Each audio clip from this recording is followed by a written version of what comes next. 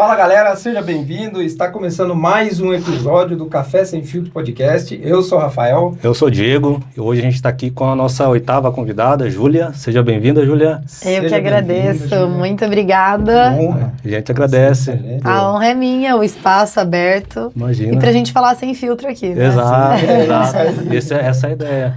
Eu estava conversando com o Rafael faz algum tempinho que eu acompanho teu trabalho, inclusive na causa animal, né? Ah, bacana. E é uma, assim como pode dizer, agradecer você por esse trabalho. Eu acho que, e o que eu tenho visto ultimamente também, no que você vem compartilhando, é assim, um descaso mesmo. Então, é um dos assuntos que a gente vai comentar bastante, né? Eu sou um cara que... Cara, eu vejo esses vídeos e fico indignado, cara, como que a crueldade das pessoas, né, enfim. Mas agradecer a você por estar aqui, e a ideia é bater um papo mesmo, conhecer um pouco de você, da onde você é, se você é de Itapetininga mesmo, como que você chegou a pensar em ser delegada. Eu sou aqui de Itapetininga, nascida, criada, estudada. Eu fiz toda a minha vida aqui, meus pais são daqui também.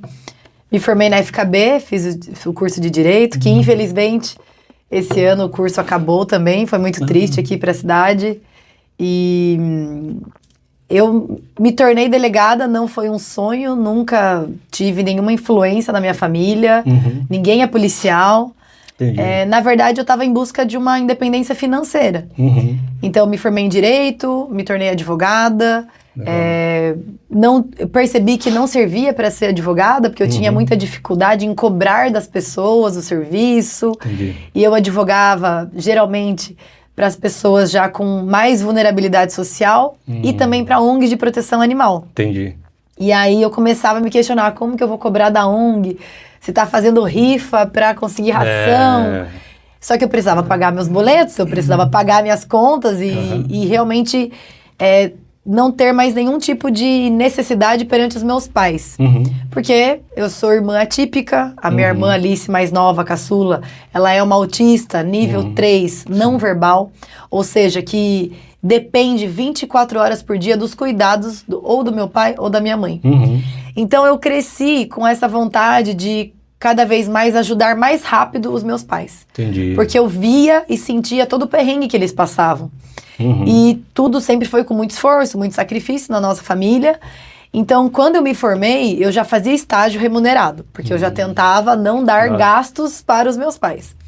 Então, eu fiz estágio na penitenciária, fiz estágio no Ministério Público, e aí já passei na OAB, já comecei a advogar para conseguir a independência financeira. Eu vi que eu não ia conseguir como advogada nesse sentido, admiro muito a função dos advogados, é uma função essencial que realmente eu como protetora, como vereadora, como irmã atípica, eu dependo muito dos serviços dos advogados, porque se não fossem eles, a gente não veria justiça nem pelos animais, nem pelas pessoas com deficiência. Mas eu vi que não era o meu papel. E aí eu comecei a prestar concurso. E o concurso que abriu na época foi para investigador e escrivão de polícia.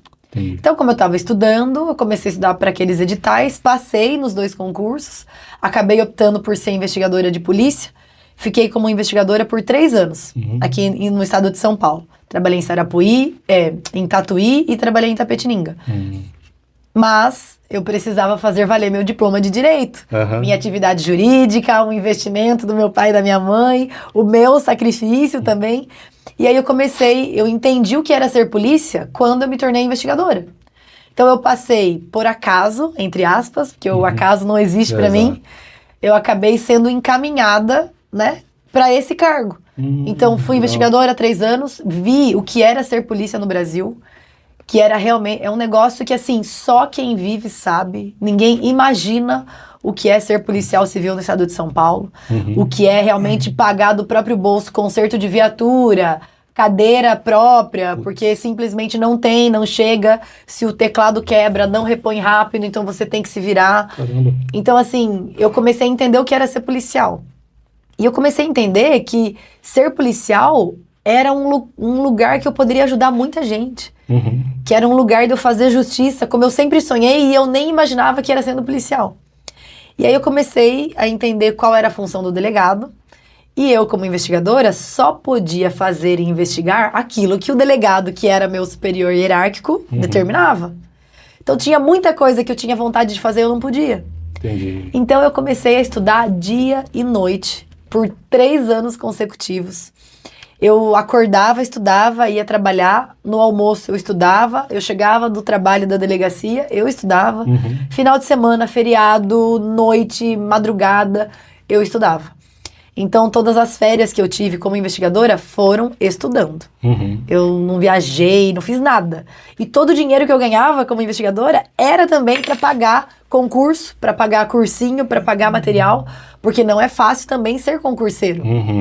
Concurseiro demanda um investimento muito grande, é muito perrengue.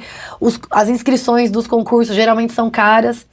E aí estudei muito e consegui, graças a Deus, passar para delegada de polícia em Minas Gerais e aqui em São Paulo. Mas o concurso de Minas andou mais rápido, eu acabei assumindo lá, fiquei quase 1 ano em Minas Gerais e voltei para São Paulo para ficar justamente perto da minha família. Entendi. Então eu pedi exoneração lá no estado de Minas Gerais e vim assumir São Paulo. Mas assumi primeiro em São Miguel Arcanjo, depois eu fiquei em Angatuba, aí fui para Lambari e fui chamada para assumir a Delegacia de Defesa da Mulher em Itapetininga. E aí comecei, né, estou hoje aí há 6 anos como delegada de polícia aqui em São Paulo, no total aí 11 anos como policial civil, e aí realmente eu encontrei o meu lugar, assim, profissionalmente extremamente realizada, porque eu pude defender animais, prender quem maltrata bicho, prender quem abusa sexualmente de criança, quem espanca, quem tenta matar a mulher, prendi traficante, prendi roubador, furtador, assim, estelionatário. Então eu me realizo sendo delegada de polícia profissionalmente. Né? A polícia civil que paga as minhas contas, é de lá que eu tiro o meu sustento e é de lá também que eu consigo ajudar muita gente e muito bicho. Imagino. Mas assim, nada foi assim, nossa, sonho em ser polícia. Mas agora, vivendo a vida de policial, eu luto muito para que a gente também tenha o devido reconhecimento, valorização. Porque eu falo para as pessoas, vocês não sabem o que é se manter polícia. Eu pensei que o difícil era entrar, porque é muito difícil mesmo o concurso. Mas o difícil é se manter policial e se manter no caminho reto, no caminho da sensibilidade, sem você depois tratar o problema de todo mundo como se fosse só mais um. Isso é difícil manter. Você manter a sensibilidade para aquela pessoa que chega para você chorando, porque né, caiu num golpe e perdeu 5 mil reais, perdeu 1.000 reais, perdeu 300 reais, que era o que ela tinha para passar o mês. Então é difícil você tratar você manter a sensibilidade de não é mais um caso. É o maior problema que você me trouxe. Então eu trabalho muito isso com as minhas equipes, por onde eu passei, de que o problema que aquela pessoa trouxe pra gente é o maior problema dela. Pra nós pode ser só mais um, mas pra ela é o problema maior da vida dela. Então, e ser polícia é uma forma de fazer justiça também. Sim. E vendo a tua história que você comentou assim, vejo muito nessa questão que você falou de realmente se manter, de, por exemplo... Sim. Precisa de alguma coisa, não tem tudo ao mesmo tempo, você tem que desembolsar dinheiro do teu bolso. Muitas vezes. Então, assim, realmente é um trabalho que, nem você falou, agora ainda como delegada, né? E passando por todos esses processos, eu acho, e você com propriedade pode dizer, né, Júlia, assim, por exemplo, você prende alguém e daqui a algum tempo... já está solto. Muito rápido, às vezes. Né? Isso. Eu já cheguei a ter casos, por exemplo, que eu tive que prender, obviamente, porque eu levo muito a sério a técnica, né, da aplicação da lei, da minha função como delegada, mas eu tive que prender e, ao mesmo tempo, eu tive que ajudar a família socialmente, porque eram casos caóticos. Ou eu tive que, né, prender o agressor da mulher e não conseguia falar com, muitas vezes, o conselho tutelar ou abrigo para aquela mulher, que ela não tinha onde passar a noite. E eu ficar ligando no pronto-socorro, ligando para alguém para abrigar essa mulher, porque ela não tinha onde ficar. E com 5 filhos. Então, assim, ser delegado de polícia não é só prender os outros. Isso é uma consequência do nosso trabalho. Mas ser delegada de polícia é, antes de tudo, fazer a justiça e ajudar as pessoas. Sim. Porque muitas vezes as pessoas acham que delegado, investigador, é só o pé na porta. Não, antes do pé na porta, gente, tem muita coisa, muita imagino. coisa envolvida. Desde pintar uma delegacia que tá mofada, feia, e que a gente, policial, se incomoda e não acha justo a gente trabalhar daquele jeito, como quem é atendido não é justo ter um ambiente daquele para ser atendido. Sim. Mas ninguém imagina o quão difícil é conseguir uma reforma numa delegacia, conseguir conserto de viatura, conseguir a valorização dos policiais. É muito, muito difícil. Imagino.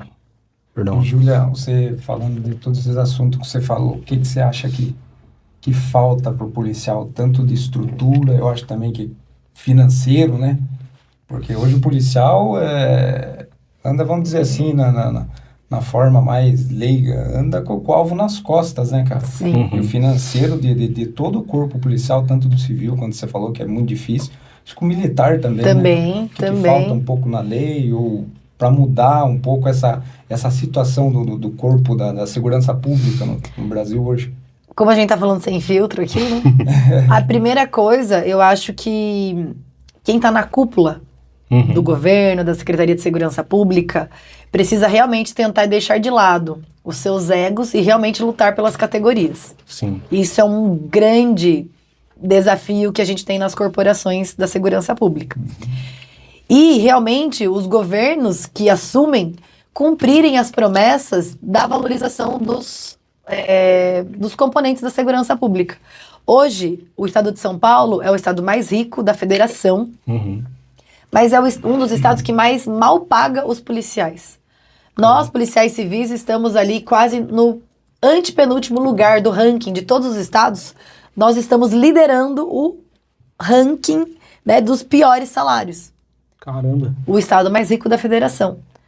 Nós estamos com um efetivo de 20 anos atrás, que não consegue nem ser reposto a quantidade de policiais civis de 20 anos atrás. A gente não teve aumento de número de cargos, a gente teve aumento da população. Sim. Né? A população cresceu quantas milhares de vezes aí há 20 anos. Mas a quantidade de delegados, de investigadores, de escrivães, no quadro da Polícia Civil é o mesmo de 20 anos. Então é por isso que hoje em dia a gente vê no nosso interior do Sudoeste Paulista, por exemplo, inúmeras cidades sem delegado fixo. Então é um delegado que responde por 3 delegacias, por 3 cidades. Eu cheguei a responder simultaneamente por Itapetininga, São Miguel e Angatuba. 3 cidades, o tempo todo, o mês todo, né? Então, assim, a gente precisa repor o efetivo, mas a gente também precisa aumentar o efetivo, não só repor. Assim como a gente precisa mudar a nossa forma de carreira, de formação da carreira. Porque hoje, por exemplo, um policial civil, dando um exemplo rápido, ele ganha, né, o RETP, que é uma gratificação por você ser policial e você ter que estar disponível 24 horas por dia. Só que você não tem hora extra. Entendi. Então, se você trabalha sexta-feira, de segunda a sexta, e você faz plantão sábado, domingo, você não tem hora extra, você não tem folga, você não tem... Não. Caramba. Então, eu já cheguei a trabalhar 15 dias seguidos, sem nenhum tipo de folga, sem eu conseguir dormir em casa para ter um descanso. Isso é uma realidade muito grande do nosso interior. Caramba, Juliano. E a gente precisa mudar isso com urgência. A gente teve pelo menos um gesto atual do governador do estado, de que ele mudou a forma de progredir na carreira da classe especial. O que é classe especial? Classe especial é a última classe, é o último nível que algum policial pode chegar, certo? Então tem a terceira classe, segunda classe, primeira classe, que muda um pouco o salário. E tem a classe especial. A classe especial, quase ninguém conseguia chegar. Eram, assim, vagas limitadíssimas. Era para o estado todo, vamos supor, para delegado. 127 vagas. Então, assim, a maioria dos delegados aposentavam, mais de 30 anos de função pública, não conseguiam nunca chegar na classe especial. Então, isso teve uma modificação. Então, isso foi um gesto muito grande, que, nossa, deu pelo menos um refresco, assim, do tipo, olha... Vamos conseguir ter progressão na carreira. Eu, por exemplo, tenho 11 anos de polícia civil e ainda estou na terceira classe. Eu não fui promovida. Nem por merecimento, nem por antiguidade ainda. Então, assim, é muito difícil a gente ter essa desvalorização. A gente trabalha, cumpre meta e a gente não tem a devida valorização. Então, assim, e também, outra coisa, é a desburocratização para o recurso chegar para as polícias do interior. Porque, como eu falei, para consertar a viatura, para fazer reforma de prédio, para comprar móveis, é muito difícil. Caramba. É quase impossível. E que nesse falou da viatura, desculpa te cortar, mas tipo um exemplo, estragou a viatura, vocês mesmo tem que arrumar Muitas vezes você tem que consertar do seu bolso. Muitas vezes. Mas muitas vezes. Isso, mas assim, isso é dever do Estado, exato? Dever do Estado. É o instrumento de trabalho do policial. Assim Nossa. como a arma, a viatura e o computador, é a mesma coisa que você trabalhar numa empresa. Você tem o carro da empresa, aí se você acontece alguma coisa, se batem no seu carro, se quebra a ventoinha, não sei o quê, você tem que arrumar. É a empresa. Cara. Então, assim, é muito difícil. E mesmo assim, a gente tem muito resultado. Mesmo assim, a gente entrega muito trabalho. Mas, obviamente, que para a gente conseguir, por exemplo, desarticular grandes organizações criminosas, associações criminosas, o tráfico de determinados bairros, a gente precisaria ter mais efetivo, mais condições tecnológicas de infraestrutura para a gente desarticular também. Porque o crime sempre está um passo à frente. É isso que você falou agora de desarticular, é uma coisa que eu venho pensando, assim, surgiu agora também. Mas, por exemplo, tem alguns bairros na cidade que, assim... Conhecidíssimos. A gente sabe que direto tem, tipo, tá acontecendo tráfico ali, enfim, tá o veneno. E aí, às vezes eu fico pensando, tipo, pô, tipo, a galera sabe que lá tem, e, tipo, aí a polícia não vai. No sentido assim, não vai. Mas é porque realmente acho que... Mas você sabe que efetivo, durante os anos de plantão que eu fiz aqui em Itapetininga, a gente prendeu muito traficante nos 2 principais bairros aqui. E a polícia militar prende, a guarda municipal leva pra delegacia, a gente prende muito traficante, a gente apreende muita droga. Só que se não tiver uma investigação robusta, eles vão prender hoje, vão levar pra delegacia, a gente prende e vai sair na custódia amanhã. Esse é o problema. Porque a gente não consegue mostrar por uma investigação que eles fazem parte de uma associação criminosa, de que demanda mais tempo, que se a gente soltar... Se eles soltarem amanhã, vai estar de novo à noite praticando tráfico. Então, é por isso que a gente tem que também valorizar a atividade investigativa, que é a atividade da Polícia Civil, tendo mais efetivo, conseguindo mais recurso, para que a gente consiga realmente desarticular o crime. Porque senão a gente prende hoje, o juiz solta amanhã, e à tarde eles voltam a traficar. E, obviamente, que eu tô falando... de forma simplista, mas o tráfico não se resolve só prendendo. Sim, claro. Que a gente também tem que enfraquecer o tráfico, dando mais educação, dando mais possibilidade para as crianças e adolescentes terem uma atividade de contraturno escolar, enxergarem a esperança, o sonho de ser alguém na vida, e não ser alguém como quem está na esquina vendendo droga.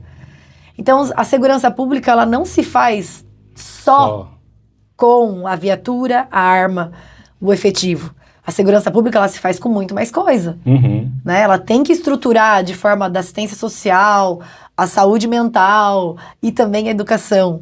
Porque senão a gente não consegue fazer, né, esse plano, né, grande mesmo. Que as pessoas se interessem mais pelo o que é correto, né, na verdade. Exatamente. Eu acho que existe muito descaso, né, Júlia?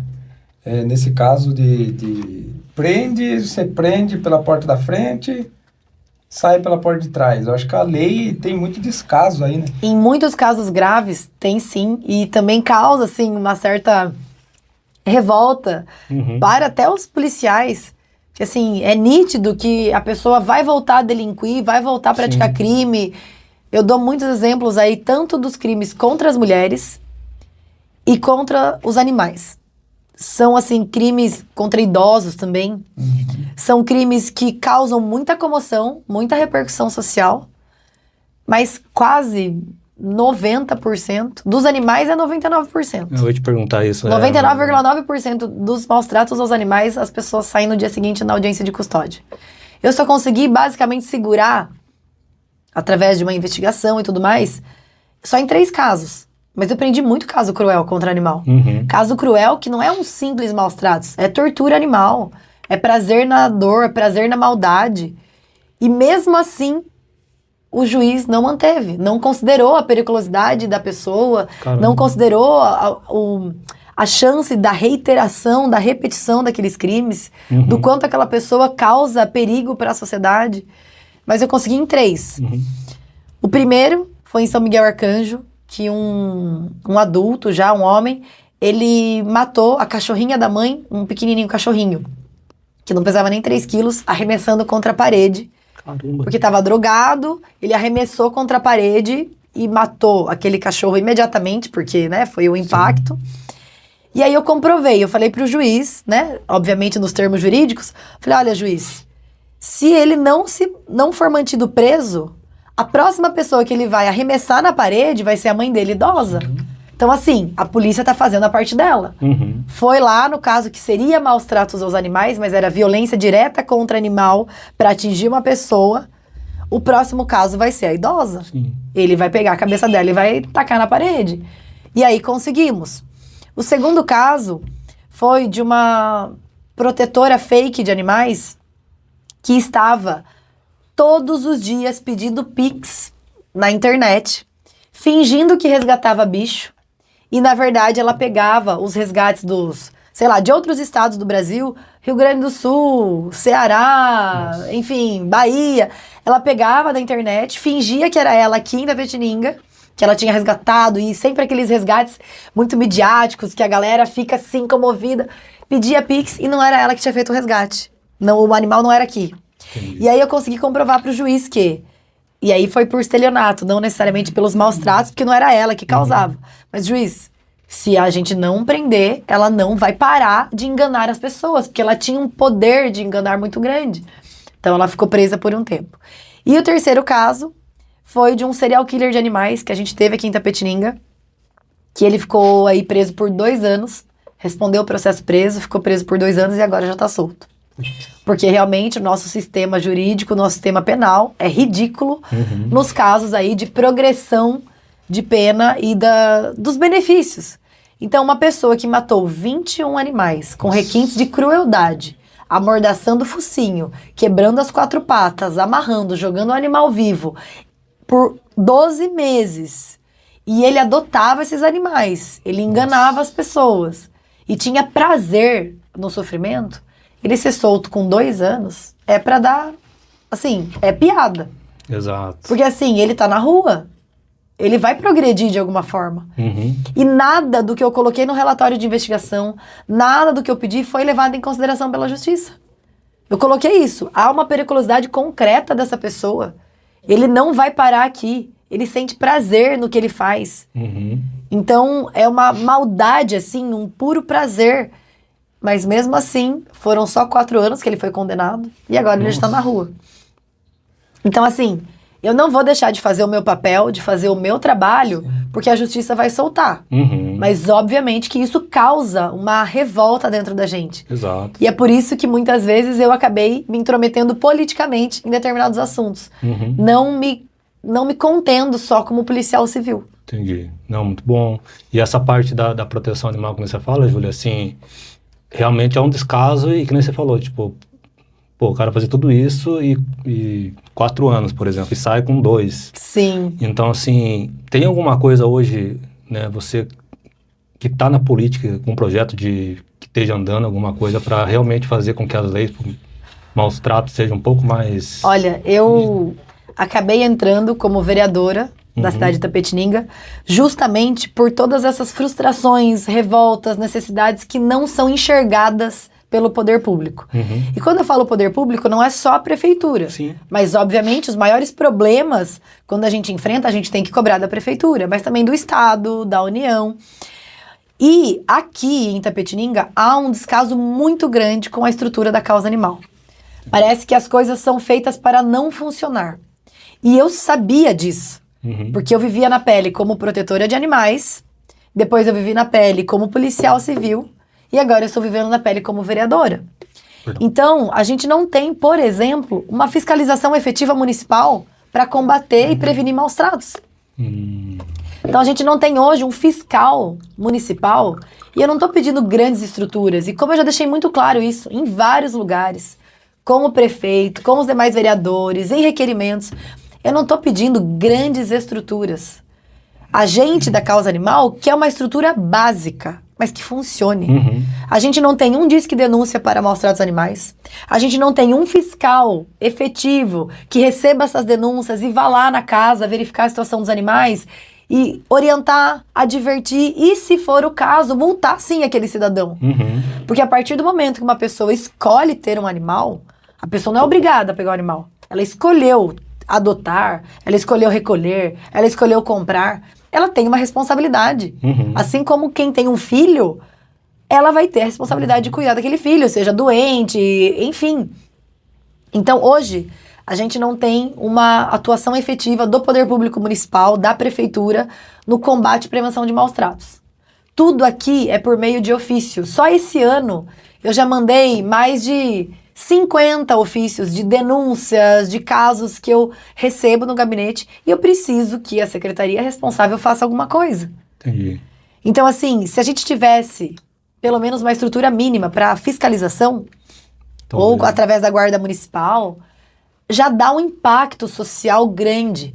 Do tipo, as leis funcionam. Sim. Olha, a prefeitura não admite. Vou ser multado. Eu tenho que limpar o pote do meu cachorro e não deixar ele viver no meio de fezes o tempo todo, sem uma cobertura do sol, da chuva, porque vão vir aqui me encher o saco. Que pense assim. Resolve, porque a maioria das denúncias que eu recebo, acho que uns 90%, são resolvidas com a visita, orientação, uma advertência e às vezes uma ajuda social. Entendi. Do tipo, olha, eu consigo a castração, olha, eu vou conseguir a consulta, mas você leva, você faz. E a gente consegue recuperar aquela relação entre família e animal. 10% é gente que é insensível, trata o animal como objeto, como lixo, deixa morrer agonizando no quintal, não quer saber, fala que não tem dinheiro, que não vai tirar da boca para dar pro cachorro. Peraí, você escolheu ter um cachorro, um gato, um passarinho. Você tem sim a obrigação de fazer um esforço para ajudar o seu animal. Sim. Não existe isso, não tenho dinheiro, não vou fazer nada. Então não pode. Não é assim que funciona. Você vende sua televisão, vende seu celular, empresta, faz vaquinha, você se vira. Que é um animal, um ser que depende exclusivamente de você. Sim. Então esse é um exemplo, a falta de fiscalização. O outro exemplo é a falta de um atendimento veterinário público para as pessoas de baixa renda, tanto na zona rural, que não chega, Imagino. quanto na zona central, que aqui ainda tem menos do que o básico. É só uma consulta. Mas não tem um hemograma, não tem um medicamento, assim, né, que a pessoa vai conseguir fazer um tratamento. Uma estrutura. Entendi. Então isso falta também. E falta também uma política pública de castração contínua, que não pare. Esse ano, a gente conseguiu, ano passado, ter o castramóvel que funcionasse. Foi ótimo, foi um alívio. Eu falei, nossa, foi uma vitória para a causa animal. Né? Um castramóvel que vai castrar os animais mais necessitados, enfim. Só que esse ano já ficou 3 meses parado, porque faltou medicamento. Então isso não pode acontecer, tem que ter um planejamento. Porque 3 meses, gente, Exato. sem castrar, são inúmeras protetoras que se endividam no veterinário, como eu, que tenho hoje aí quase 8 mil reais de dívida em 4 clínicas veterinárias, porque o animal ele não vai esperar o cio, não vai esperar voltar o castramóvel para entrar no cio, para não ter uma piometra, não vai esperar.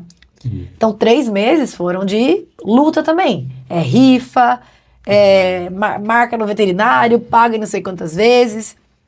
Então, isso são assim os principais pontos que eu considero. E que eu estou batalhando politicamente para acontecer. Sim. Mas que ainda a gente tem uma resistência, a gente tem uma falta de prioridade política. E eu não tô aqui acusando ninguém. É porque é fulano e ciclano. Sempre foi assim. Eu tô há 17 anos na causa animal. Há 17 anos eu não vejo grandes evoluções. Então eu entrei como vereadora para, esse problema existe. Eu não vou deixar de falar nesse problema porque vocês não querem resolver. Sim. Eu tô dando soluções também. Eu não tô só apontando o problema. Eu dou soluções. Eu criei uma lei, Empresa Amiga dos Animais, para que as empresas, a sociedade civil incentive a ajudar o poder público a cuidar dos animais vítimas de maus tratos e abandono. Legal. Mas eu preciso do poder público indo atrás dessas empresas. Com certeza. Entendeu? Então, assim, é um exemplo do que eu venho fazendo para que a gente consiga incentivar. Então, pedir a reativação do banco de ração. Mas a prefeitura tem que ir atrás de parcerias para doação de ração, para distribuir para protetoras. Mas a gente não vê isso. Então, hoje, a minha atividade política é mostrar a existência do problema, mas também apontar as possíveis soluções, só que a gente precisa que a prefeitura, o secretariado, os funcionários façam também a parte deles nesse problema. Eu vejo muito eu tenho um que eu adotei da Adriana, que é da Minha Dot, né?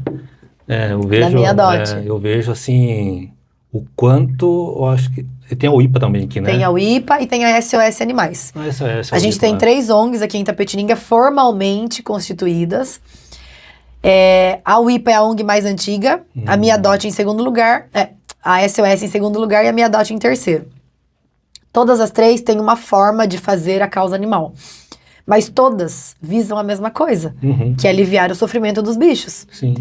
E a SOS Animais tem uma atuação mais voltada a ajudar as protetoras a ajudarem os animais, porque não tem mais lugar, os animais abrigados da SOS são muito idosos.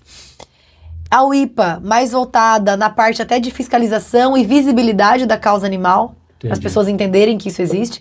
E a Minha Dot tem uma atuação muito forte na adoção.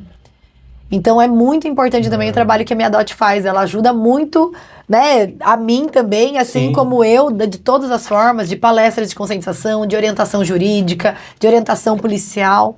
Então a gente tem uma troca muito boa que é muito importante, porque senão a gente não se fortalece. Exato. Porque eu vejo, às vezes eu vejo os vídeos da Minha Dot, tipo, e quanto animal, e assim, e aí a galera resgatando mais, e adoção.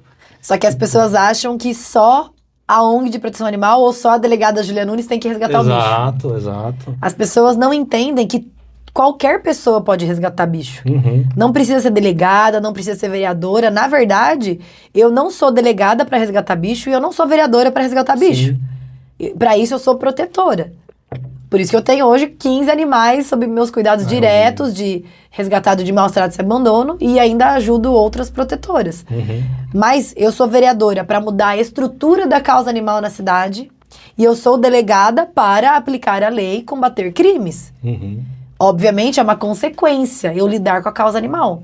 Mas como eu já falei para muita gente, se fosse para eu continuar só resgatando, sem mexer com o sistema, sem fazer essa provocação, eu não estaria me expondo, né, me sacrificando a minha vida pessoal para ser vereadora, para ficar, né, apanhando aí de diversas formas. Eu continuaria resgatando, fazendo a minha.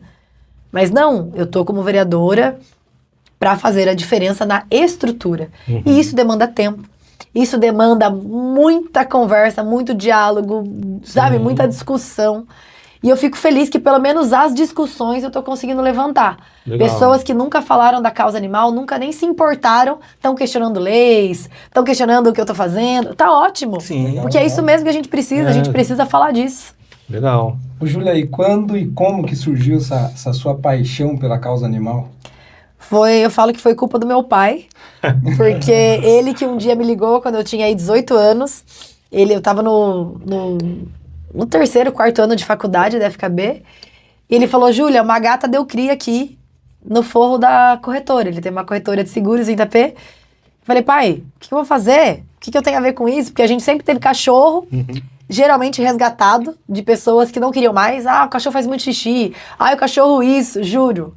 A gente tinha poodle, que era mantido em apartamento que nunca tinha sido tosado. O poodle já tinha, assim, 2 anos. Nossa. E minha mãe, com dó, pegou. Então, eu falei: pai, mas o que eu vou fazer com gato? Nunca tive gato, nem sei cuidar. Ele falou: se você não vier buscar, vão morrer aqui. Aí eu fui. A hora que eu cheguei, tinha uma caixa de sapato com 2 filhotinhos de gato, mas muito pequenos. E aí um era sem pelo ainda, mas recém-nascido. Aí eu tava levando pro veterinário e um morreu no meio do caminho. Aí aquilo pra mim foi assim, a derrota. Eu falei: nossa, eu não servi pra levar tempo no veterinário, não sei o quê. Aí eu dei a minha vida pra salvar um filhotinho que sobrou. E aí esse filhote se tornou minha gata, Tita, que tem hoje 17 anos. Legal. 17 anos. Ela, né, tem a carteira de vacinação lá de 2009. Nossa. E ela tá viva, maravilhosa. E graças a Tita, que eu me endividei muito, que eu vendi muita rifa, que eu entrei em muita cilada, que eu resgatei muitos animais, castrei muito, doei. E agora, né, eu fui aí a vereadora mais votada da história de Itapê. Legal. Não só pela causa animal, mas também por isso. Uhum. E aí começou. Aí foi assim, foi uma consequência do trabalho. Quando eu conheci a proteção animal, eu tava no 3º, 4º ano de faculdade. Entendi. Nem sonhava em ser delegada. Então uma coisa não teve nada a ver com a outra. Mas depois depois de quantos anos, né, eu passei para delegada em 2000, aqui eu assumi em 2019. Então assim, depois de 10 anos, as coisas se uniram. E eu trabalhei com a causa animal, mas também fiquei como voluntária, né? Legal. Então, desde então, apareceu muito bicho na minha frente. Depois da Tita, aparecia bicho caquético, sarnento, atropelado, maltratado, doente. Parece que daí tudo aparecia na minha frente. Imagino. Porque quando você começa a reparar, pode ver. Daí você começa a ver a quantidade de animais na rua aqui em Itapetininga. Eu falo isso pra minha esposa. Não é? Hoje eu vejo, Júlia, e assim, sabe, eu vejo e sinto, tipo, sabe, pô, queria pegar e levar pra casa. Porque, tipo, às vezes tá num calor, tipo, tá andando naquele calor, ou no frio, por exemplo. E você falando já hoje que da galera que pega e não sei o que, não tem condição, mas, pô, você vê às vezes gente de rua. Sim. Cuidando do animal como que se... cuida muito melhor exato. do que gente que eu prendi que tinha animal na casa. Exato. E é isso que eu sempre coloco nas minhas manifestações para os juízes. Pessoas em situação de rua que sequer têm mínima estrutura cuidam muito melhor dos animais De comer do que essa pessoa que eu prendi. Depois comer. Exatamente. Eu vejo isso, cara. Divide a marmita. Exato. E gente que tem casa, que tem água, luz, carro, faz a unha, tem celular, deixando o bicho sofrer no quintal como se fosse um pedaço de pedra, sabe? Isso é um descaso. E falando desses últimos, acho que foi os últimos 2, pelo menos que eu vi, que foi bem forte, Sim. que aconteceu esses dias. Os últimos 2 resgates. Assim, vocês conseguiram prender as pessoas? Não conseguimos. O último caso foi uma mulher que adotou um filhotinho. Ela adotou, ela passou por entrevista, ela assinou um termo de adoção, ela levou a filhotinha com 5 meses de vida e em 1 mês ela conseguiu, assim, quase matar a cachorra de sofrimento. Caramba. Foi aquele que eu entrei na casa, pulei muro, tirei a filhote já cheia de mosca, só que ela tava respirando, mas a filhote já tava cheia de mosca. E tá internada, às minhas custas, na clínica aqui, ainda correndo risco de vida, porque simplesmente essa cachorra, em menos de 1 mês, ela tinha sido doada vermifugada, tudo certinho, com promessa de castração, de cuidados. Só que em 1 mês, a cachorra ficou vivendo no meio de fezes, urina, tomando chuva, frio, num quintal de barro ali, com outros 2 cachorros muito grandes, que possivelmente aquela filhote não conseguia comer a ração deles. Estão passando sede, passando fome. Teve, acho que a doença do carrapato, porque ela estava coberta de carrapato em menos de 1 mês. E aí eu não encontrei a criminosa na casa. Então a gente teve que resgatar os animais. E agora a Polícia Civil foi registrado o boletim de ocorrência na delegacia da cidade, né, de Sarapuí. E agora ela vai ser processada. Mas assim, não foi presa.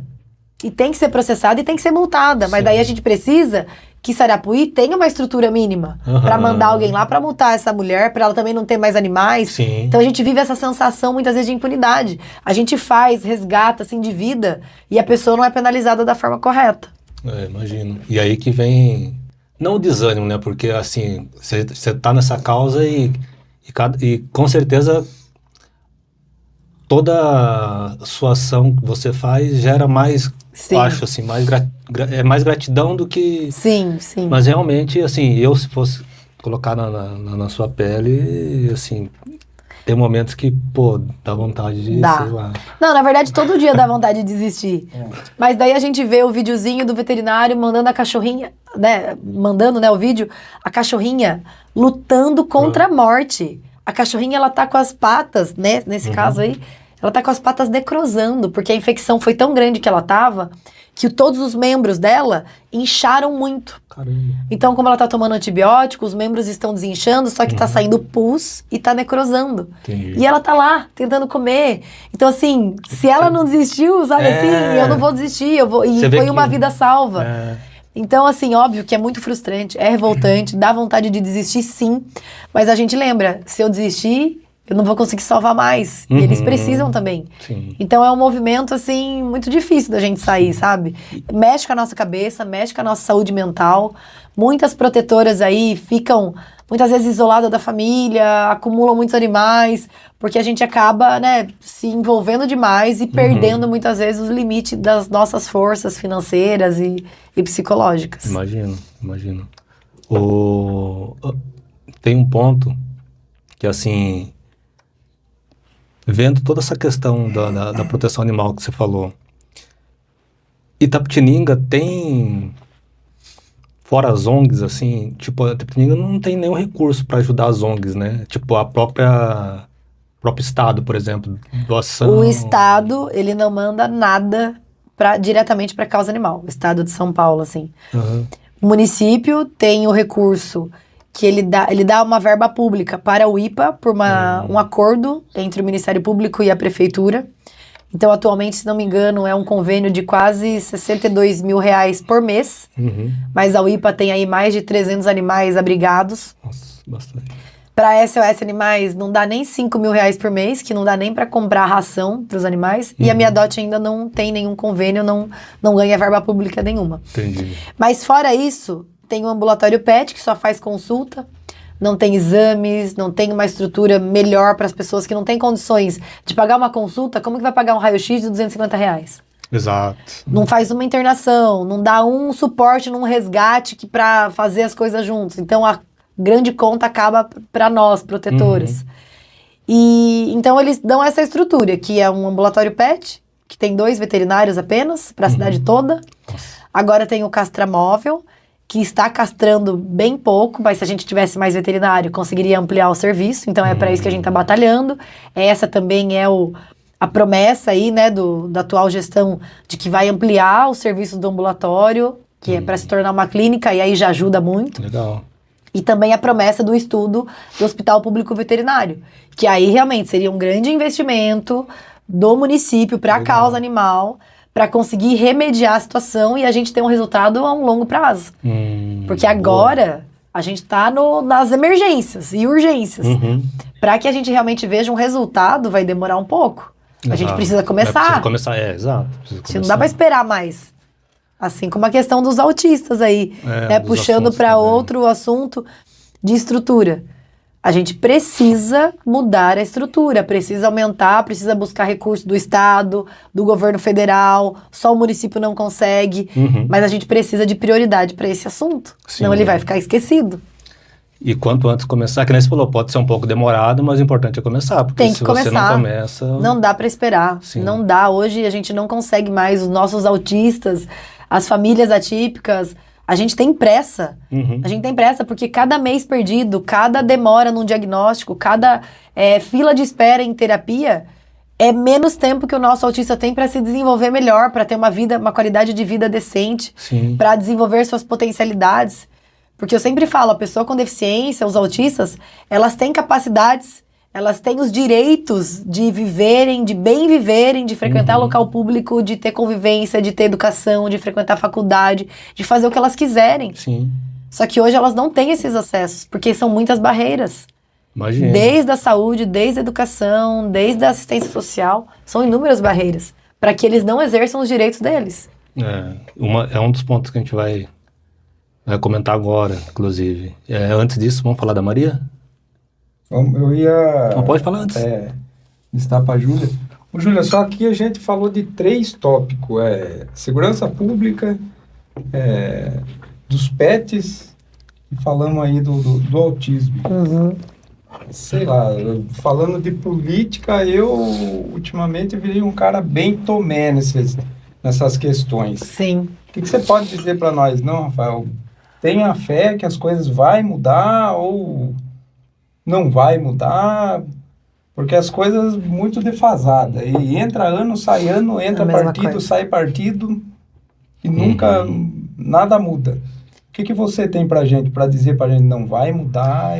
Rafael, eu acredito muito na minha força de trabalho, na minha vontade de fazer a diferença, com pouquíssimos recursos, eu tô fazendo. Então, se eu acredito na minha boa-fé, você acredita na sua boa-fé, você na sua, é possível que a gente mude. Porque se a gente tá fazendo a nossa parte aqui, por que não as coisas não vão mudar? É óbvio que o sistema, ele tá imposto para que as coisas continuem como estão. Os grupos políticos estão aí há mais de 10, 20 anos, sempre elegendo as mesmas pessoas, sempre os mesmos envolvidos, com os mesmos interesses. Óbvio que a gente precisa de uma mudança de grupo político, de pessoas, de deputados, de prefeitos, de vereadores, para a gente ver a mudança na política. Se a gente mantém as mesmas pessoas fazendo as mesmas coisas, a gente não vai ter resultado diferente. Então, eu acredito nessa renovação. A gente precisa renovar. A gente precisa pôr outras pessoas. A gente precisa desestabilizar os grupos que já estão aí há décadas. Exato. E desestabilizar com novas propostas, novas causas. E eu acredito muito nessa minha parte, nesse movimento. Porque a minha eleição como vereadora já deu esse impacto. Porque eu trouxe causas específicas. Eu não prometi o impossível, eu não prometi o que todo político promete, não. Eu prometi trabalhar por essas causas, dar visibilidade para esses problemas sociais, apontar as soluções. Tanto que se você pegar o meu material de campanha de vereadora, é tudo que uma vereadora pode fazer e é tudo que eu estou fazendo. Ah, Júlia, mas não executou. Ah, mas não aconteceu hospital. Ah, mas não aconteceu isso. Então, mas fazer, executar, realmente não é o que o vereador pode fazer. Eu destinei todas as minhas emendas como vereadora, para saúde humana, para as pessoas com deficiência, para a saúde animal, para estruturar, né, a saúde pública, para o meio ambiente. Eu fiz a minha parte, eu estou fazendo. Então, a partir do momento que nós que estamos aqui, nós três, se a gente acredita que a gente pode ser diferente, a política pode ser diferente. Porque a política é formada por nós. Exato. Então, obviamente, eu não acredito na velha política. Eu não acredito na velha forma de fazer política. Voto em troca de cesta básica, manutenção no poder em troca de ligar a luz, de fazer uma lombada. Isso eu não acredito. Isso a gente não vai mudar. Mas eu acredito em questionar o sistema, mostrar os problemas. E isso aí não é coisa de partido. Você não pode escolher um candidato pelo partido exclusivamente, porque hoje a gente é obrigado a estar num partido. Se tivesse só um partido das pessoas com deficiência, dos animais, de meio ambiente, eu estaria nele, assim, para essas causas, mas não tem. Eu tive que escolher um partido, eu escolhi um partido que se adequa mais ao meu perfil, tanto profissional quanto necessário para eu fazer essa política, mas eu sempre falo para as pessoas, vocês têm que olhar para a própria pessoa, o trabalho dela. Porque se você for olhar para o político, aí você vai pegar só direita e esquerda, aí quem é de direita não vai ouvir o que de esquerda fala, quem é do outro não vai ouvir, e pronto, você não consegue fazer política. Você não consegue dialogar. E nesse meio, Júlia, você tem visto, por exemplo, um aumento positivo na questão de políticos envolvidos, pelo menos na região, tipo, no sentido assim de realmente estar nessa pegada que você está, de fazer, de acontecer... Olha, eu vejo poucas opções novas com essa energia de renovação, de mostrar com transparência que dá para fazer outro trabalho. E, pelo menos na nossa região eu não vejo muitas opções, né? Mas as pessoas têm que fazer o julgamento delas através do trabalho daquela pessoa. Então eu sempre falo, olha, pode rolar meu Instagram aí, vocês vão ver que eu desde 2013... posto sempre as mesmas coisas, luto pelas mesmas coisas em diferentes locais. Então sempre mostrando aí a batalha com a minha irmã, na nossa família, para mudar, para mostrar que uma pessoa como minha irmã existe, tem o direito de ser vista, não tem que ser escondida na família. Então assim, eu falo sempre pela minha régua, pelo que eu posso fazer. Então assim, se o outro mostrar com transparência, com credibilidade, que realmente trabalha, que não tem preguiça, ótimo. Para, né, quem escolher ele. E eu mostro também o meu trabalho. Mas eu não vejo, sinceramente, na nossa região, opções tão novas. Com essa pegada aí de renovação, de transparência, de combater corrupção, de não fazer, né, rachadinha, todas essas coisas que a gente está desacreditado na política por isso, por esses perfis. Exatamente. Mas óbvio que existem, né? Tem inúmeras aí opções. Só que eu, na nossa região, ligado mais à nossa região, eu não vejo muito. Legal. E antes de a gente passar pro autismo, eu peço desculpa, mas a gente deixou Imagina. um brinde. A gente esquece. Antes que eu esqueça. E aí, enquanto você vê, Olha! tem um pão de queijo. Gente, que chique! Esse é assim, não sei se você gosta mesmo de café, mas Olha, assim... eu gosto mais do cheiro do café do que o café. do que do café. Esse café tem lá no Nossa. nosso site para vender, é um café nosso mesmo. Olha, eu amo, eu tenho, Top, né? eu tenho coleção Caneca? de caneca. E com certeza vai entrar na minha coleção. Legal. E vou postar muito lá, ó, Legal, pra gente sempre lembrar Café Legal. Sem Filtro, ó, muito obrigada. Imagina. E a gente Obrigada vai falar mesmo. da nutrição rapidinho, a gente já volta. Aham. Fala no outro. Júnior. Nossa, Fala galera, produtores rurais de Itapeva e região e de todo o Brasil que querem aumentar a sua produção. A gente tem a NutriSeller, soluções nutricionais, que trabalha com fertilização fluida de alta qualidade, de alta tecnologia. Já está aí no mercado há um grande tempo, né, Diego? Sim, trabalhando com mais desenvolvimento, mais proteção e mais produtividade, que é o que você, produtor, hoje procura. Então, segue a NutriSeller nas redes sociais. E a gente vai deixar também debaixo desse vídeo um QR Code. Você pode escanear esse QR Code, você vai entrar em contato com um assistente técnico da NutriSeller e ele vai estar pronto para te mostrar todo o portfólio de produto de alta qualidade de fertilizantes que a NutriSeller tem e tirar todas as suas dúvidas e para você que procura aumentar a sua produção aí no campo. Então segue a NutriSeller nas redes sociais, entre em contato com eles e obrigado NutriSeller pelo apoio e é isso aí, Diego. Show, obrigado Júnior. E Júlia, falando um pouco do autismo, a gente vê suas postagens também, né? Acho muito legal, acho que você explanar isso para a população, né? Eu falo isso porque minha madrinha, ela é de Itapeva e ela trabalhou, nossa, acho que uns 5, quase 10 anos, não lembro, na APAE de Itapeva. Então, Olha. tipo, ela era professora, né? Então, ela trabalhava e eu convivia.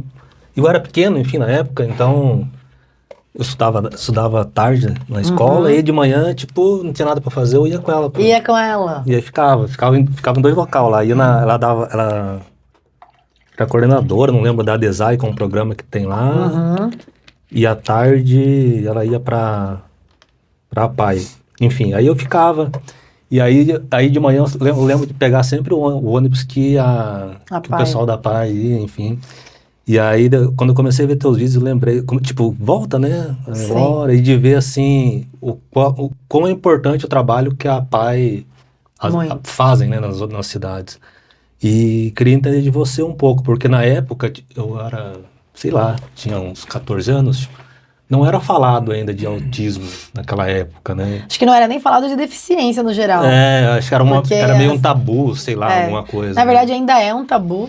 E a gente tá aí, as famílias das pessoas com deficiência, as famílias atípicas, estão enfrentando esse tabu, porque o que mais boa parte da sociedade quer é que a gente continue escondido. Que a gente continue escondendo os nossos filhos, irmãos autistas. Tanto que não são raras, às vezes, que eu escuto ou leio comentários do tipo, essa aí tá se promovendo através da irmã. Imagino. Essa aí tá explorando a imagem da irmã. Aí eu fico pensando, eu falo assim, será que essa pessoa tá tão incomodada de saber da existência da minha irmã que ela não quer nem ver no feed dela? Porque assim, eu mostro a minha casa, a minha vida, meu trabalho, meus bichos, aí eu tenho que esconder minha irmã? Porque ela é autista? Exato. Então eu mostro meu pai, mostro meu namorado, e eu tenho que esconder minha irmã? Porque daí eu tô explorando a imagem da minha irmã? Do meu pai eu não tô explorando, dos meus bichos, do meu trabalho, mas... Então assim, as pessoas ainda, elas se incomodam com a existência de pessoas que saem desse conceito da normalidade. Então, assim, eu tenho certeza que a experiência que você teve como adolescente marcou a sua vida. Marcou no sentido assim, desculpa até te cortar, mas marcou no sentido assim de, como que eu posso falar? De respeitar e enxergar que aquilo E que eles existe existem. e que eles podem, desbravar o mundo, sei lá. Sim. Porque você via... Por exemplo, às vezes tinha alguma deficiência, sei lá, um exemplo, sei lá, às vezes uma deficiência, por exemplo, sei lá, a pessoa era cadeirante, mas, tinha várias atividades. Sim. Ia você lembrava, tipo, a galera começava bem na época que eu comecei a ir menos, assim, mas a Paz de Itapeva conseguiu um lugar lá onde começou a ter aulas com cavalo, ecoterapia. E a minha madrinha falava, tipo, quão era importante, quão eles se sentiam úteis e, como que eu posso dizer? Acolhidos, assim, Sim, e vistos, sabe? cuidados. Porque, que nem você falou, tipo, você mostra a sua irmã, por exemplo, e que nem você falou, pô, às vezes eles se sentiam excluídos pela própria família. Sim. Você entendeu? Sim. Então, pô, é muito legal. E essa experiência me fez, assim, sem imaginar, assim, na época, mas, assim, Sim. perceber que, tipo, pô, lidar melhor com isso, entender ter isso, mais respeitar, empatia. ter mais empatia. E foi isso que a Alice fez na minha vida. Eu sou a irmã mais velha, a Alice, né, tem uma diferença aí de 6 anos de mim. E a Alice, ela também trouxe essa visão. Assim, no sentido de eu tenho que ser mais empática, eu tenho que sentir mais a dor do outro, me colocar mais no lugar do outro e fazer com que as pessoas também se coloquem no lugar do outro. Sim. Porque minha irmã não fala até hoje, ela tem 31 anos. Então alguém tem que falar por ela. Exato, com certeza. Então, assim, tem pessoas que têm deficiência visual que não enxergam. Então, outras pessoas têm que enxergar por elas, adaptar o ambiente para que elas consigam viver com autonomia, com independência. E a Alice trouxe esse senso de urgência em fazer com que as pessoas aceitem que existem pessoas diferentes, que existem muitas barreiras que a gente que não tem deficiência precisa sim se adaptar, porque as pessoas com deficiência são o que são. Nós é que temos que nos adaptar a elas. Exato. Porque realmente o meio ambiente que é deficiente. Porque é a nossa cidade que não tem uma rampa de acesso para um cadeirante. Exato. É a nossa cidade que não tem um piso tátil para a pessoa cega. É a nossa cidade que não tem uma fonoaudióloga na zona rural para fazer terapia para os autistas. Que não tem uma terapeuta ocupacional para os idosos com debilidade, com deficiência motora, né? Com uma debilidade motora. Então, assim, nós que temos que dar a estrutura. Sim. Porque eles são o que são.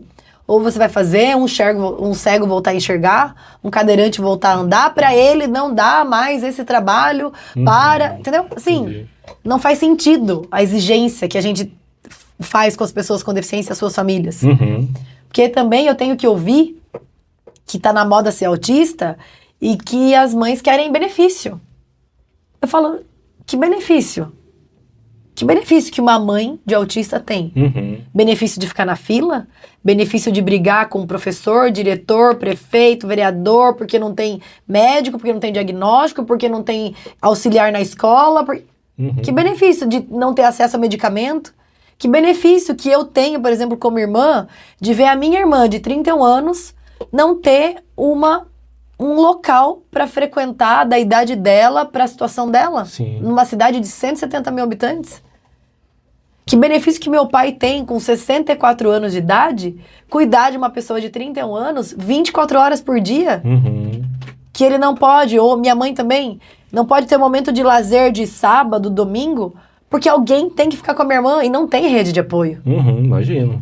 Então, assim, é muito injusto o que se fazem para não querer adaptar, para não querer investir. Eles usam esses argumentos do tipo que tá na moda ser autista, que eles querem só o benefício. Um benefício hoje de prestação continuada, que é o famoso LOAS, é um salário mínimo. Com um salário mínimo, você não consegue pagar um convênio médico e a comida do seu filho com deficiência. Então, assim, a Alice acelerou o meu processo como ser humano de ter mais empatia, de ser mais responsável com o próximo e de lutar contra a injustiça. E agora, a Alice, nesse momento da minha vida, é que me dá força para continuar nesse meio político hostil, nesse meio de político covarde, nesse meio de político sujo, porque eu tenho uma causa pessoal, um propósito de vida. Sim. Então, eu não vou desistir fácil. Eu não é uma pessoa hateando aí na internet, falando coisa que vai me fazer desistir. Porque eu tenho motivo interno, eu tenho motivo, assim, dentro da minha casa, familiar, que me faz continuar. Então, eu me coloco sempre à disposição, eu não vou me acovardar. Obviamente tem dias que são mais difíceis, mas aí eu lembro do meu pai, da minha mãe, sem ter o que fazer com a minha irmã quando entra em crise, ou contratando advogado até hoje, que eles ainda têm mínimas condições para isso. E aí eu penso, em uma pessoa que não tem uma mãe solo, uma pessoa que vive de um salário mínimo, Exato. vai fazer o quê? Deixar trancada na casa, que nem bicho enjaulado? Porque é assim que os autistas adultos de nível de suporte mais alto vivem. Tem mãe que eu sigo que tem grade de ferro no quarto pra deixar o filho trancado, porque é só ela sozinha com um filho de 1,80 m que tem crise de agressividade e vai fazer o quê? Exato. Pica colchão, pica roupa, porque ele não teve terapia, ele não tem acolhimento do poder público, da saúde pública, ele não tem acesso a medicamento, a mãe não consegue sozinha. Então ele vive que nem bicho enjaulado. E é impossível a gente se conformar com uma situação dessa. E quem tá assistindo, né? Você falando assim, tipo, fica passando imagens na minha cabeça. Que, pô, tipo, imagina que nem você falou. Você ainda tem todas as dificuldades, ainda você tem uma rede de apoio que são seus pais, por exemplo. Sim. E a tua irmã tem, né, essa rede de apoio. Mas, pô, realmente, uma mãe solteira, um salário mínimo, tem toda essa situação que você falou ainda. Pô, às vezes o filho, né, tipo, é um pouco mais forte, entra numa situação de agressividade, pô, isso é... E aí você fica pensando no psicológico da mãe também. Tipo, E geralmente, filho, né? a mãe é solo porque mais de 70% das famílias com deficiência, os pais abandonaram as mães quando descobriram o diagnóstico. Aí, Todos os dias, quando eu vou em novas cidades e eu tenho contato, não, ontem, o pai quando, eu ouvi ontem isso, aqui em Itapetininga, o pai quando descobriu o diagnóstico, viu que o filho era diferente, abandonou, largou minha filha, largou sozinha. Aí os avós ajudando, né, a filha com o neto autista. Então assim, isso acontece todos os dias. E é muito mais difícil, gente. Sim. Porque a mãe solo, ela tem que conseguir sozinha brigar, levar o filho na terapia, ficar na fila de espera, lavar roupa, cuidar da casa, fazer comida, ganhar dinheiro, porque um salário mínimo ninguém consegue isso que eu ia sustentar. falar. Então assim, é muito injusto, é muito desigual Isso a quando balança, consegue sabe? o benefício ainda. Isso né? quando consegue, porque muitas têm o benefício negado. E aí não pode trabalhar, é complicado, cara. Porque como que você vai deixar um autista nível 3, que é o de alto suporte, que depende de todos os cuidados 24 horas por dia, que não dá pra deixar sozinho? Como que você vai deixar pra trabalhar? E Itapetininga não tem nada, Júlia. Para autista nível 3, adulto, não tem nada. Caramba. Eu falo que a minha irmã não entra nem na fila de espera, porque não tem como você entrar numa fila de espera de algo que não existe. Então, hoje não tem nada. Ela está hoje na APAE, por decisão judicial, porque com 30 anos, a APAE desliga todos os alunos autistas de nível de suporte mais alto, porque não tem um convênio com a prefeitura que banque essas pessoas, porque, óbvio, cada assistido na APAE custa um valor. Sim. E a APAE, ela é uma instituição privada. Ela precisa de recurso público da prefeitura, do estado, do governo federal.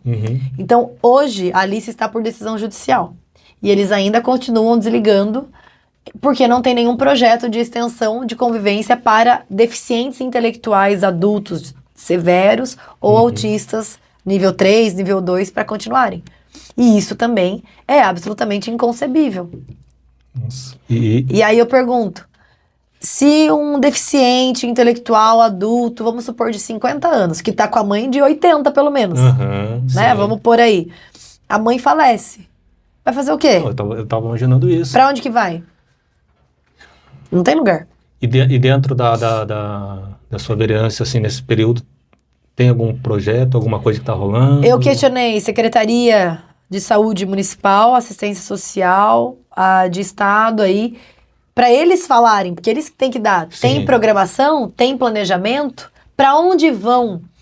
Por exemplo, os adolescentes que são abrigados, vítimas de maus tratos, de abuso, com 18 anos eles também saem. Eles não podem ficar no abrigo. Quem não tem deficiência vai ter que ir pra rua, pra república, pra algum lugar. Mas e a criança que foi abrigada, que foi vítima de maus tratos, de abuso, que completou 18 anos e tem deficiência, vai pra onde? Caramba. Porque tô esperando a resposta também. Isso, das primeiras coisas que eu falei quando eu entrei como vereadora é sobre as pessoas com deficiência adultas. E até agora a gente não tem resposta. Uhum. Daí, não tem recurso. Não, isso aí é um problema de daqui sei lá quantos anos, da próxima, entendeu? Que nem você falou agora, uma pessoa que chega, que nem você falou, 50 anos, a mãe já vai estar com 80, às vezes já nem tem mãe mais, enfim. Aí vive com o tio, empurrando, vivendo que nem, entendeu? Exato. Quantas histórias tristes a gente já ouviu disso? E a gente vai ouvir quantas mais para mudar, para que o Estado mande recursos para isso, o governo federal, o município coloque profissionais para isso. Então é uma questão que, como eu falei, é estrutural. E é uma questão que a gente precisa algo além de vereadora. Uhum. Porque como vereadora, uma só falando sobre isso é impossível. Sim. Óbvio que eu mostro lá, peço, né, a comoção dos outros vereadores, Sim. mas eu preciso da comoção da gestão e eu preciso de um espaço maior, de maiores possibilidades para lutar, para que a gente tenha mais recurso para isso. E tem tido, Júlia, mais apoio da galera nessa questão? Olha, eu acho que há muita resistência ainda. Há muita resistência. Caramba. Porque talvez muitas pessoas pensem porque não vivem isso. Talvez isso que eu ia não. comentar. Então tem um ou outro que se manifesta um pouco mais, que eu vejo que se simpatiza, que tem. Mas a maioria ainda não fala sobre isso. Entendi. E nas escolas, como que pode dizer, nas escolas, por exemplo, de ensino normal, tem algum apoio para autista? É outro grande caos que a gente está vivendo. E tudo que eu estou falando aqui não é só sobre Itapetininga. Sim, sim. Tudo que eu tô falando aqui desses temas é assim, e principalmente da questão da pessoa com deficiência, é um grande desafio em todas as cidades da nossa região. Isso que você fala, isso que a gente tá falando de São Paulo, imagina os outros estados, né? Então, eu tô falando da nossa região sudoeste paulista, todas as cidades que eu visitei aí nos últimos meses, todas falam a mesma coisa. Falta profissional qualificado nas escolas, falta recurso para aprimoramento de materiais, de auxiliares de desenvolvimento escolar, de apoio escolar para as pessoas com deficiência, falta manejo, grupos de apoio para as famílias com deficiência, falta profissionais de saúde, porque se você não trabalha a saúde da pessoa com deficiência, vai ter impacto na educação. Exato. Não tem como você querer o desenvolvimento de um aluno aqui, ter mais autonomia, independência, e você não dá o suporte da saúde. Sim. E você não dá o suporte para a família. Então, assim, é fila de espera hoje. Aqui em Itapetininga, vamos falar da nossa realidade aqui. É fila de espera na APAE. Então, são pelo menos 26 alunos que estão nas escolas municipais. Entendi. E deveriam estar na APAE por conta do quadro de situação da deficiência deles. Fila de espera no Centro TEA, que é um centro de saúde, de terapias multidisciplinares, que agora muitas mães estão, assim, muito revoltadas porque está havendo uma alta terapêutica num lugar que deveria ter uma terapia ali ao longo da vida. Óbvio que cada caso é um caso, tem que entender. Mas por quê? Para fazer rodar o serviço. Sim. E tem também grandes problemas nas escolas de professoras pedindo licença saúde e tudo mais, porque tem 30 alunos, 5 laudados, e dos 5 laudados, um tem um apoio especializado, os outros não. Entendi. E aí, como vai fazer essa inclusão? Porque para fazer inclusão, não dá só para enfiar a criança na sala de aula. Exato. Para você fazer inclusão, você tem que dar suporte para os profissionais de educação, você tem que dar suporte para as pessoas com deficiência, para os alunos sem deficiência e para a família. Não dá para você fazer inclusão só obrigando a estar na escola. Mas eu sei que tem que obrigar, porque esse é um processo que a gente está tendo de inclusão.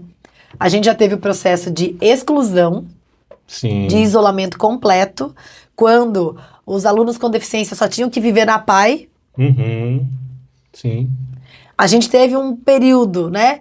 Então, da exclusão, a gente teve um período aí de esconder, e agora a gente tá vivendo um período da inclusão. Só que tá sendo um processo muito dolorido para todo mundo. Imagino. Que a gente passou uma vida aí podendo excluir, podendo isolar.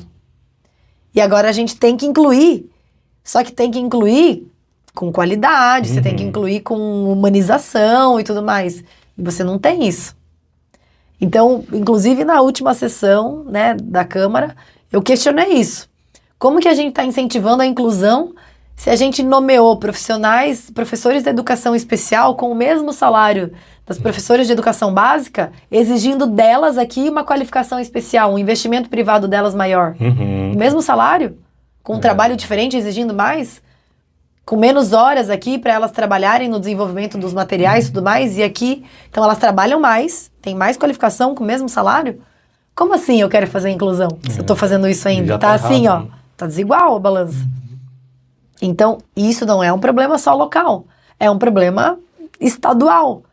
E que a gente precisa, e é por isso também que eu estou promovendo essas reflexões. Uhum. Para que, viu, o Estado, o governo do Estado de São Paulo, cadê você daqui do nosso interior para ajudar também a questão da inclusão? Uhum. A gente precisa disso.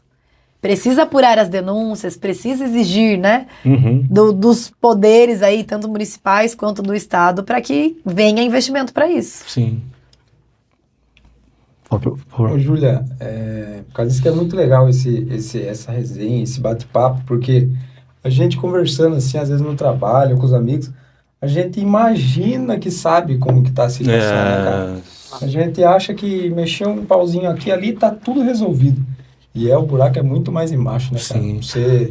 Você só conversando com alguém que tá no meio, trabalhando, e parabenizar já também pela sua garra que você tem. Obrigada. E a gente precisa desse papo, né, Diego? Porque é igual eu acabei de falar, a gente acha que conhece, a gente né? sabe, que conhece a situação, e é muito mais difícil, né, cara, do que a gente imagina as coisas, né? E é difícil mesmo, não é difícil de... não é difícil. Não é fácil de se resolver, né, cara? Sim.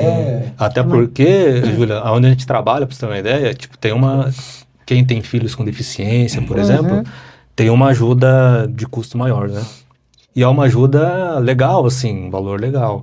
Só que esse valor legal ainda... Não se cobre você pensar, todos os perrengues, exato, dificuldades. porque tem as dificuldades, tem, um exemplo, remédio, tem médico, tem... Então, assim, às vezes a galera pensa, fulano, um exemplo, tem um filho é autista, mas recebe tanto a mais, Sim. Cara, hoje em dia... Não paga. Exato, não paga. Você não paga o preço do autismo na sua casa. Você falou do salário mínimo, tipo, já é pouco, você entendeu? Um LOAS não paga o preço de você ter um autista sem nenhum suporte na sua casa, não paga. Exato. Você ter um benefício específico na sua empresa, não paga as dificuldades que o autismo, que a deficiência intelectual trazem para toda a família e principalmente para aquela pessoa. Sim. Então, assim, é muito sujo você falar que a pessoa quer algum benefício tendo uma pessoa com deficiência. Isso aí é muito sujo, isso aí é muito errado. Você tá mexendo na dor mais profunda daquela família. Você vai arrepiar, cara, Você tá... Porque assim, é muito... Eu já tive que ouvir de autoridades, assim, da saúde pública, falando assim, mas agora a gente tem que analisar mesmo, porque tá na moda ser autista, é muito fácil ter um laudo? Fácil? Tem gente 2 anos na fila de espera para um neuropediatra, 3 anos, como assim fácil? Aí só que ele não sabia que eu tinha uma irmã, e eu tava do lado. E ainda falou da vantagem financeira. Falei, doutor, eu tenho uma irmã, um salário mínimo não paga nem 1 mês de fono que ela precisa. Exato. Sabe assim? As pessoas, elas não se colocam no lugar do outro, elas nem querem se interessar pela realidade do outro. Eu fui visitar a APAE de várias cidades.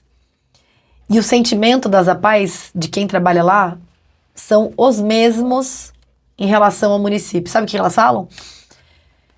O município sempre fala, não, mas eu já ajudo a APAE. Mas eu já ajudo. Você já tem muita ajuda. Como se o município estivesse fazendo um favor para a APAE. E eu sempre falo que é o inverso. Exato. A APAE está prestando um serviço público que o município deveria prestar. Na verdade, quem presta um favor mesmo é a APAE. Só que eles ainda tratam a relação como se fosse o inverso. Imagino. Sabe, parece assim, fazendo uma analogia, parece a violência doméstica. Que o homem bate e fala, mas você que provocou. Então as prefeituras hoje ajudam a APAE e falam que, ainda tô ajudando muito, é muito dinheiro que eu mando pra APAE. Sendo que o recurso que eles mandam não cobre a demanda que elas têm. E sem contar a fila de espera. E a APAE hoje, por exemplo, É privado, né? Sim, é uma associação privada, assim como uma ONG de proteção animal. Sim. Você sabe se tem empresas hoje na cidade que dão algum apoio? Tem. Tem? Tem muitas Legal. empresas que ajudam, financiam algumas reformas, ajudam mensalmente de diferentes formas. Tem voluntários que vão lá, mas não é suficiente para os grandes serviços de, por exemplo, abrir mais salas, Entendi. manter mais 30 assistidos. Entendi. E aí, né, teria que ter um planejamento financeiro maior para que depois não fiquem, né? Por isso que as APAES fazem ainda muitos festas, Sim. almoços beneficentes, Entendi. para pagar aquilo que o recurso público não pode pagar. Entendi. Porque o recurso público também vai direcionado para PAI. Aham. É direcionado para a folha de pagamento. Então eles não podem pagar uma reforma. É direcionado para a merenda. Então eles não podem arrumar o encanamento de uma privada que estragou e o aluno, entendeu? Uhum. Não pode. Porque é Bom. dinheiro público. Não, eu conheço eu tenho alguns contatos, a gente depois pode tentar fazer alguma coisa para tentar ajudar, legal. né? Porque assim, tanto a PAI quanto as ONGs, né, da proteção animal, porque é uma coisa assim que, pô, acho que se todo mundo, não, é todo mundo, né, na verdade, assim, se a maioria das empresas conseguissem pelo menos alguma coisa e juntando, Sim. com certeza, a gente não vai, um exemplo, pode ser que não seja suficiente para tudo, mas pelo menos alguma coisa a gente Com consegue certeza. fazer. Você entendeu? É como eu falei, eu fiz a lei da empresa, a selo Empresa Amiga dos Animais. Uhum. Se a empresa comprovar que em um ano, em alguns meses, prestou tantos atendimentos veterinários para animais de rua, ou doou tantos quilos de ração, ela vai ganhar um selo, que vai poder explorar isso mediaticamente, Sim. né, de forma de marketing positivo para a empresa. Não, legal. E a empresa exercendo uma responsabilidade social, e não são grandes valores. Uhum. Sabe? Então, assim, só que a gente precisa desse Sim. incentivo para que, né, olha, você conhece, dá para você contribuir, porque você vai tirar um peso e você vai ajudar várias vidas Exato. nesse aspecto. Até na causa animal, que nem você falou, por exemplo, sei lá, você consiga uma empresa que, sei lá, R$200 por mês, um exemplo. Sim. Pô, já é às vezes Já. um saco, 2 sacos de ração, que já ajuda. Você Já entendeu? ajuda Tipo, muito, então, muito. Assim, consulta médica, às vezes Muito. esses 200 já dá para pagar alguma Sim. coisa, enfim. Então, a E gente pode cada pensar. resgate, em média, custa aí R$1.500, R$2.000 por animal. Entendi.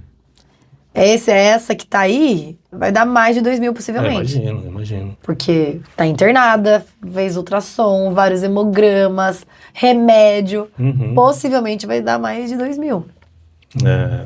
Então, assim, E é daqui a pouco vem outro, daqui a pouco vem outro. por isso que é tão difícil a gente atender os chamados. Porque Sim. da onde vai sair tanto dinheiro? Não, a gente Daí não pode- compram nem rifa, sabe assim? Que custa R$10. Sim. Então- Assim, que eu falo pro Rafa, hoje... E nos primeiros episódios que a gente gravou só nós dois, falando das nossas histórias, enfim, a gente comentou dessa causa, acho que de...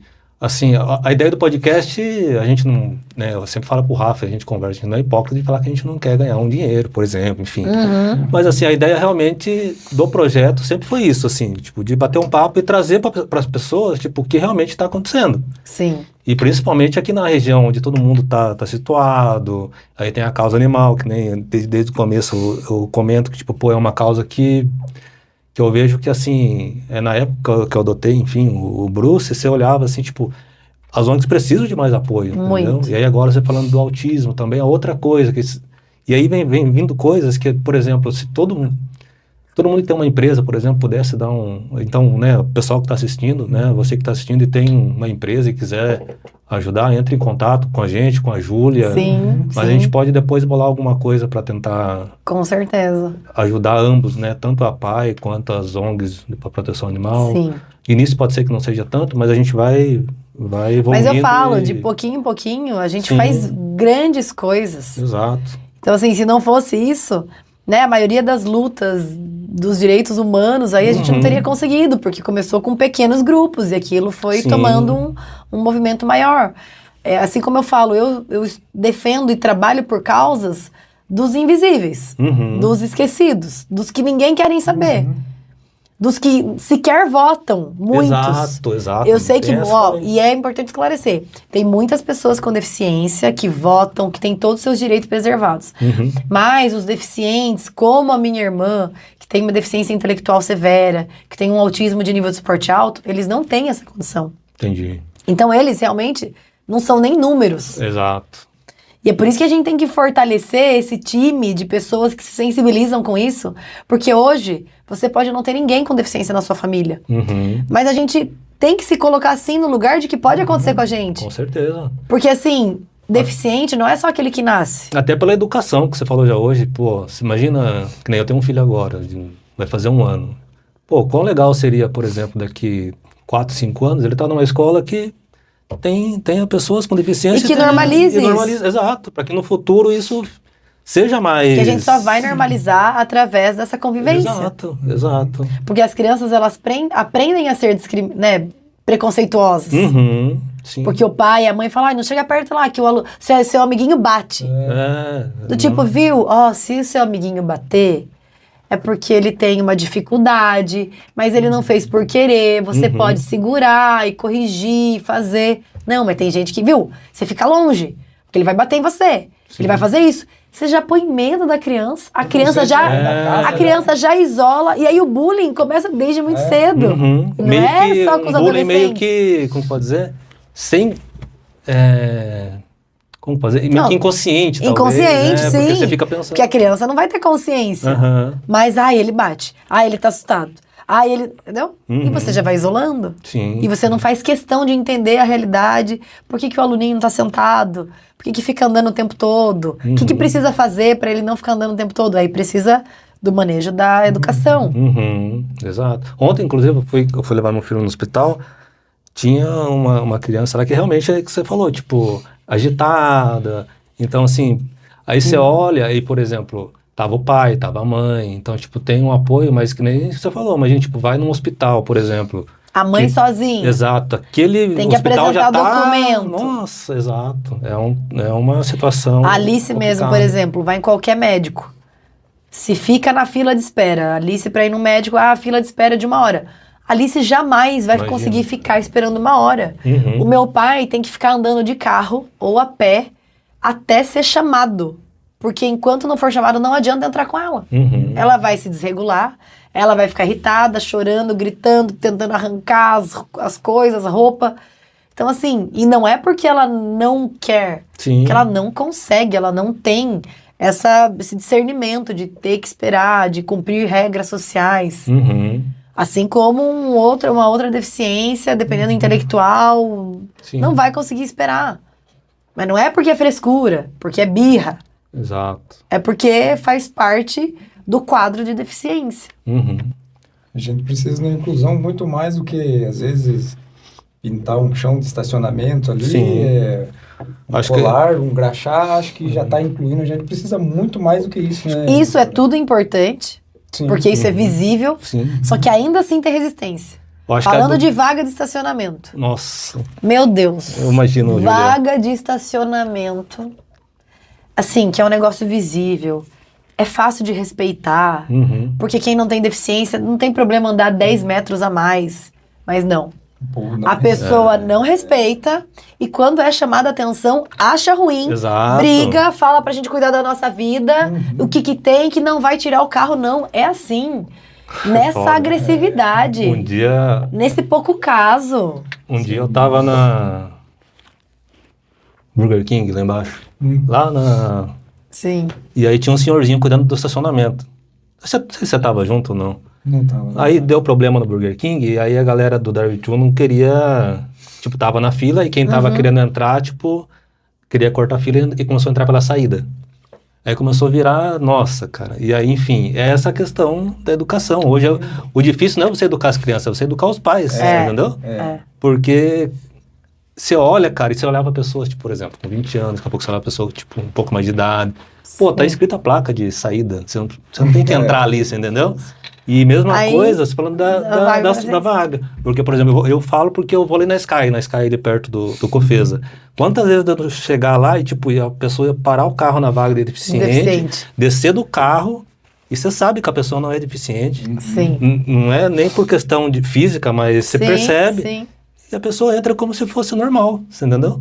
E aí, a única pessoa com deficiência, geralmente, que frequenta aquela academia, que precisa daquela vaga, não consegue estacionar, porque não consegue descer do carro. Então, eu participei de um desafio com o Vinícius. O Vinícius. Que ele é para-atleta, ele é cadeirante. Ele falou, Júlia, vamos fazer um desafio. na Praça dos Bancos lá, ir de cadeira de roda até o final da Campos Sales. Gente, assim, sozinha é impossível. Imagino. Porque não tem rampa suficiente e as rampas que tem, muitas delas, não são ideais. A cadeira emperra e você cai. Aí alguém tem que te ajudar. E se você é cadeirante, você não tem como sair da cadeira pra ajudar. Então eu fiz todo o percurso, não saí da cadeira. Algumas pessoas me ajudaram, porque não sabiam, né, quem eu era, e eu tentando lá sozinha. E eu vou falar pra você que eu terminei o percurso, eu pensei que eu tava bem, eu pensei que eu tava levando aquele desafio, assim, não, né, já sei, eu tenho uma irmã autista, eu já passei muitas barreiras, já vi atos de discriminação. Eu pensei que eu tava firmona no desafio. Chegou no final, e o Vinícius me perguntou, e aí, Júlia, o que você achou? A hora que eu comecei a falar, eu comecei a chorar. Imagino. Porque eu falei, meu Deus, que vergonha. Que vergonha de ser humano que eu sou. Porque assim, eu não sabia não da dificuldade dele para superar todas as adversidades físicas do meio. Sim. Porque eu falei, Vinícius, me desculpa, porque a gente vive numa cidade fora psicológico, que nem né? o centro da cidade é adaptado e possibilita que você ande sozinho.